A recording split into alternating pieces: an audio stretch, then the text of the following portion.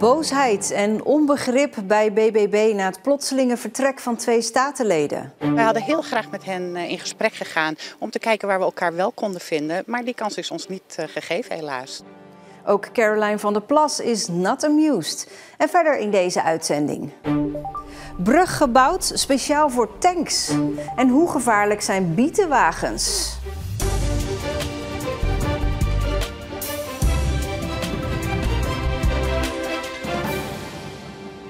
Goedenavond. Boosheid en commotie binnen de BBB over het plotselinge vertrek van statenleden Masha Bonen en Jody Vermeulen.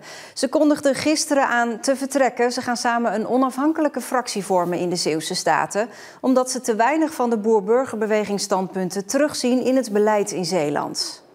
Vanuit Den Haag heeft fractievoorzitter Caroline van der Plas teleurgesteld gereageerd op het vertrek van de 2 statenleden. Dat ze te weinig BBB zouden terugzien in het beleid is volgens Van der Plas een kwestie van leren hoe politiek werkt. Dat er compromissen gesloten moeten worden. Aangeschoven is collega Ariane Lafort, die deze zaak volgt. Ja, Caroline van der Plas is niet blij, dat is wel duidelijk. Nee, als je in een coalitie zit, dan krijg je gewoon niet 100% van de tijd natuurlijk gelijk. Ze zegt ook over de 2 vertrokken BBB'ers in Zeeland van ja, als ik hier nou in Den Haag had moeten opstappen bij iedere beslissing die niet helemaal mijn zin was, ja, dan hadden we er eigenlijk wel gelijk met z'n allen gelijk weer moeten ophouden. Maar goed, in Zeeland was toch voor deze 2 vertrokken BBB'ers een breekpunt dat een groot deel van hun eigen fractie heeft ingestemd met de verlegging van de landingsbaan van vliegveld Midden-Zeeland. Daar moet boerenland voor worden opgeofferd. Tenminste 1 boer moet ervoor worden uitgekocht. Ja, en dat gaat toch veel BBB'ers echt te ver. Ja, nou is er ook veel te doen over de manier waarop die 2 eruit zijn gestapt. Ja, Caroline van der Plas, haar weer, zegt van ja, ik moest het vernemen uit de media. Het was toch wel een beetje fatsoenlijk geweest als je dat van tevoren had, toch met ons had gecommuniceerd. En ook de Zeeuwse BBB-fractie die zegt van ja, wij kregen het maar een kwartiertje van tevoren te horen voordat die 2 BBB'ers het nieuws de media inslingerden. Wij hadden heel graag met hen in gesprek gegaan om te kijken waar we elkaar wel konden vinden. Maar die kans is ons niet gegeven, helaas. Dus ja, daar zit de teleurstelling. Politiek is geven en nemen en daar horen teleurstellingen bij. Want die zijn er natuurlijk voor ons ook. Dat heb ik ook in de Statenzaal duidelijk kenbaar gemaakt in het dossier over het vliegveld. Dat was een worsteling en moeilijk. Caroline van der Plas heeft het ook over een kwestie van fatsoen. Want ze moest het nieuws over het vertrek van de 2 statenleden uit de media vernemen. Ja, dat zijn haar woorden. Ik weet niet hoe dat verder verlopen is. Maar ik denk hetzelfde gevoel als dat wij hierbij hebben. Dat het niet fatsoenlijk is gelopen? Dat het op zeer korte termijn met ons gedeeld is en vervolgens in de media naar buiten kwam. Ja. Ja, zij krijgen nogal wat over zich heen, die 2. Wat vinden zij daar zelf van? Ja, we hebben zojuist gesproken met Jody Vermeulen. Hij zegt van, wij krijgen met z'n tweeën juist heel veel steunbetuigingen van andere BBB'ers die zeggen van inderdaad, we zijn het met jullie eens. De partij die levert veel te veel in de bestuurscolleges waar ze nu in zit. En hij zegt, die opmerkingen van Caroline van der Plas, die vind ik een beetje voor de bühne. Want de partij heeft toch ook heel veel bestuurders weggehaald, zelf ook bij andere partijen.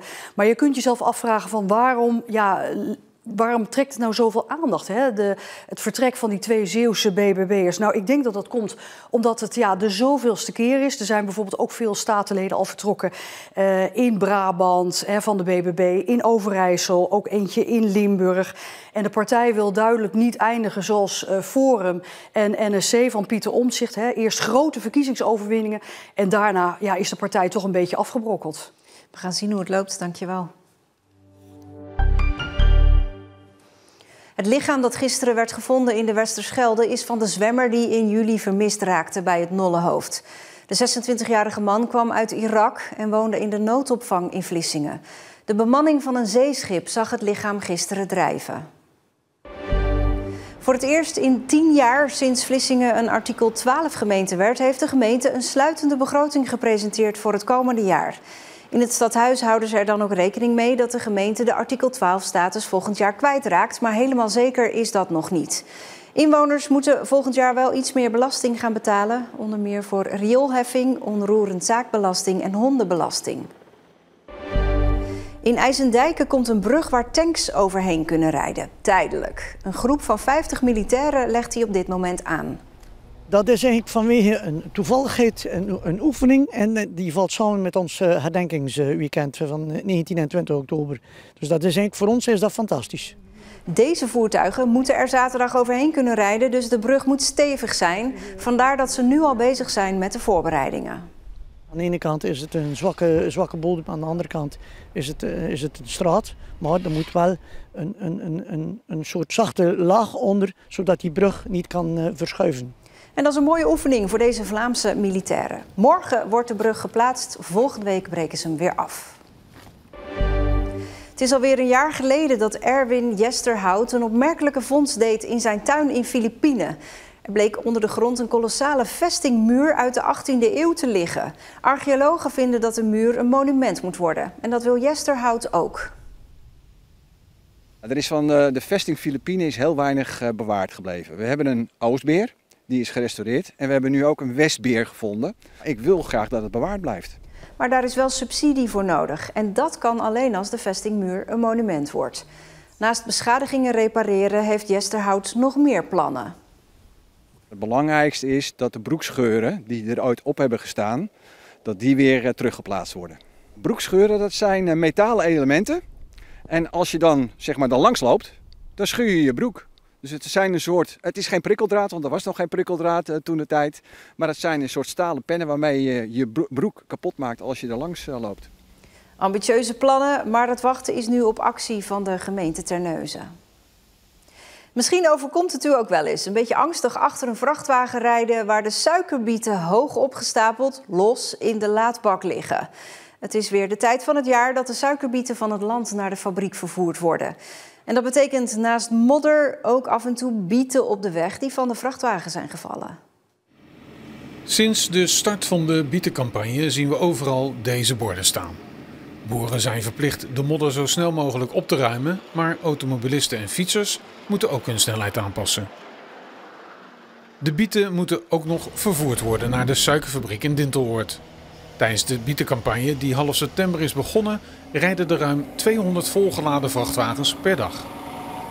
Sommige mensen maken zich zorgen over dat vervoer, zoals Ingrid Boelhouwer. Ik reed op deze weg richting Brouwershaven en ik passeerde daar zo'n vrachtwagen vol met bieten. Die vrachtwagen was zo vol opgeladen dat ik me daar niet prettig bij voelde. Maakt Ingrid zich nou terecht zorgen? Om daarachter te komen zijn we gaan kijken bij het opladen van de suikerbieten. Dat lijkt onveilig. Als je vanaf beneden kijkt lijkt dat zo. Maar als je bovenop kijkt dan zie je dat de bieten in een ruggetje geladen zijn. Dus dat er in het midden is inderdaad wel een verhoging. En dat is wat je vanaf de grond ziet. Maar als je bovenop staat dan zie je dat ruggetje afloopt naar de zijkant. En dat er aan de zijkant nog gewoon een open ruimte is.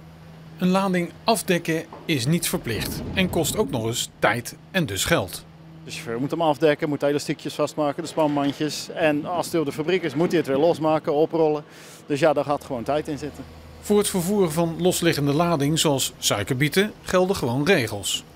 We kunnen de bietentrailer laden en dan 10, 15 centimeter aan de zijkant overhouden. Zodat mocht er nog iets van het puntje afrollen, dan zal dat nog binnen de bak blijven. Want deze trailers zijn echt gebouwd voor het bietenvervoer? Ja, die zijn echt aangeschaft voor het bietenvervoer en we rijden daar buitenom de campagne ook andere producten mee. Maar die zijn wel echt berekend en gekocht voor het bietentransport. Ja. De zijrand is vrij breed en die is aan de binnenkant afgeschuind. Dus als er een biet afrolt, dan zal die en in de ruimte blijven liggen die daar over is. En hij zal door die schuine rand zal die binnen de bak gehouden worden, zeg maar. Nou ja, gezien het feit dat ik ze her en der, niet overal hoor, maar dat ik ze her en der in deze tijd van het jaar langs de weg zie liggen, hetzij nog intact, hetzij helemaal plat gereden, is toch het bewijs dat ze er wel degelijk vanaf vallen. Dat blijft mensenwerk, dus ja, iedereen probeert het te voorkomen denk ik in de keten, maar het zal ongetwijfeld toch eens gebeuren. En ik zie ze ook wel eens een enkele keer liggen en dan stop ik en dan rap ik ze op. Maar de kans dat het gebeurt is minimaal? De kans is absoluut minimaal. De bietencampagne loopt nog tot half januari.